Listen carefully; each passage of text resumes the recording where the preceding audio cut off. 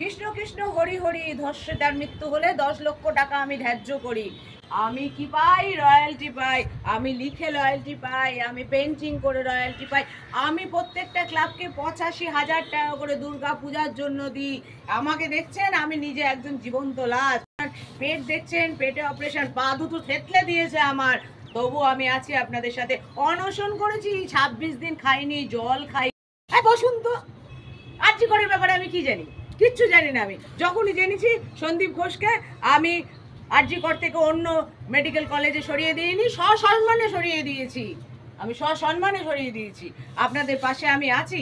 আমাকে শেখাতে আসবেন না, কাঁচা খুলে রেখে দেব। এই আমি আমার ভাইপোকে দেখবো না?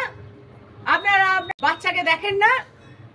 আমি একটা কথা সাফ জানাতে চাই, এপাং ওপাং ঝপাং, গদিটা আমার বাঁচান। কোনো মুখ্যমন্ত্রী আপনাদের এত সুবিধে দেবে